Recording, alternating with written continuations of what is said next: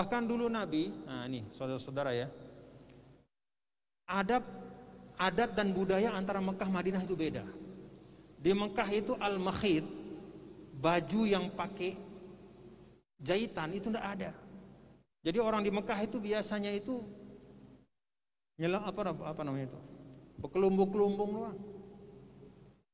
Jadi kalau pakai pakaian itu paling 2 helai, di bawah jadi sarung, di atas jadi kelumbung. Ya baju, kalau malam jadi selimut apa gitu. Tidak berjahit. Begitu pindah ke Madinah, Rasulullah SAW, penduduk Madinah itu sudah biasa pakai baju yang berjahit. Jubah itu berjahit, ada tangannya. Apakah Nabi tetap menggunakan pakaian ala Mekah? Tidak. Nabi berubah, pakai pakaian orang Madinah, pakai pakaian berjahit. Apalagi setelah orang Yaman masuk Islam, orang Yaman itu jubahnya besar-besar. Kalau kita lihat tuh jubah-jubah itu yang dipakai ulama, itu dari Yaman dulu asalnya itu. Dari Yaman, dari Persia. Kalau orang Arab asli Mekah Madinah tidak ada yang pakai jubah kayak begitu.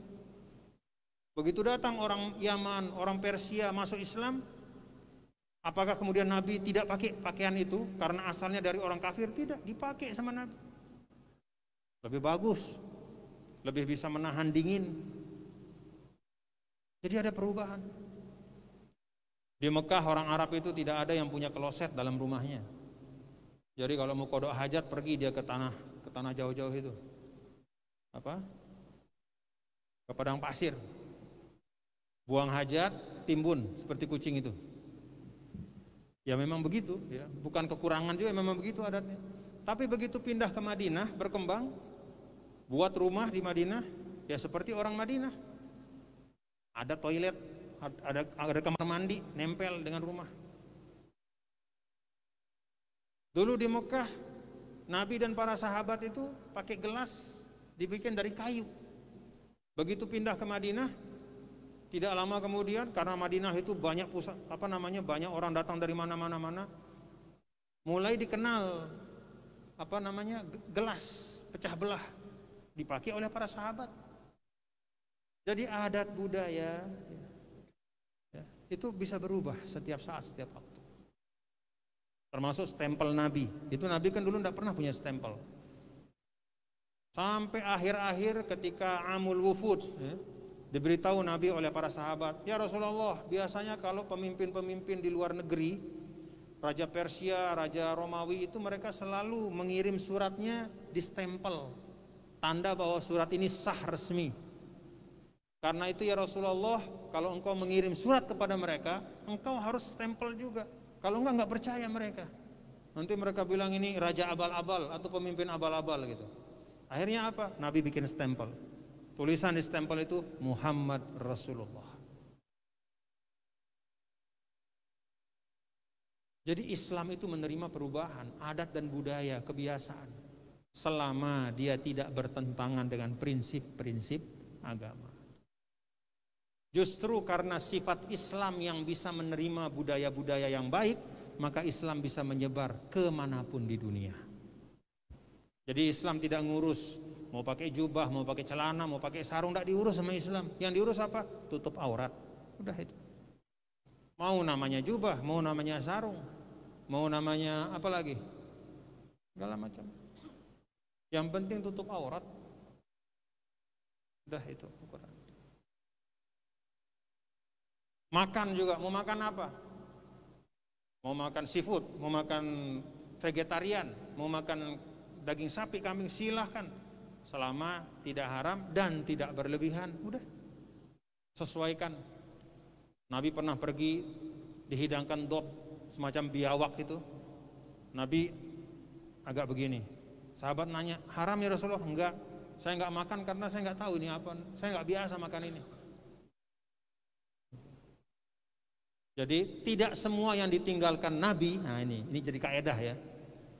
Dari peristiwa itu kata para ulama, tidak semua yang ditinggalkan Nabi berarti haram.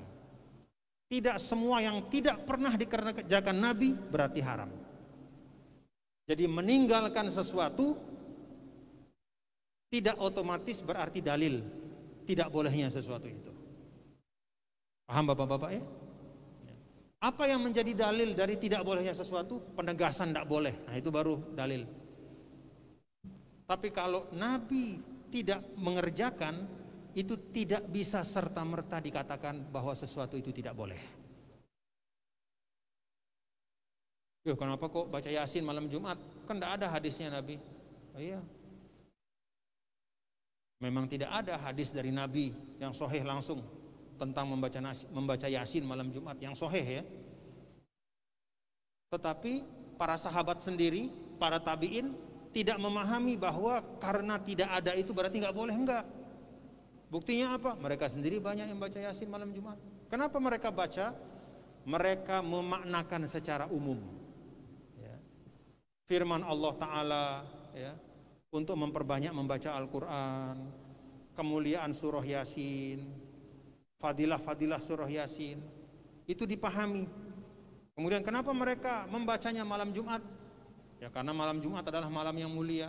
Jadi tradisi sahabat, tabi'in.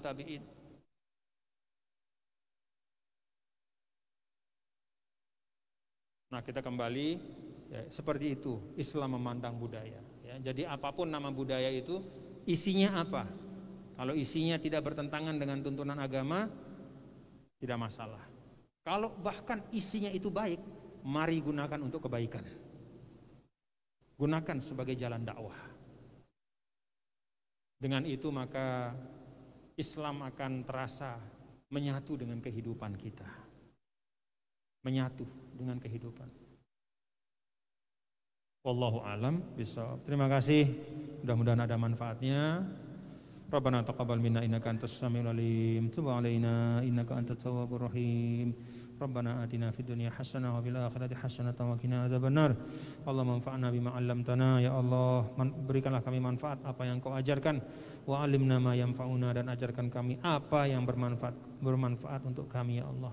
Sallallahu alaihi wasallam ala sayyidina Maulana Muhammad walhamdulillahi rabbil alamin. Assalamualaikum warahmatullahi wabarakatuh.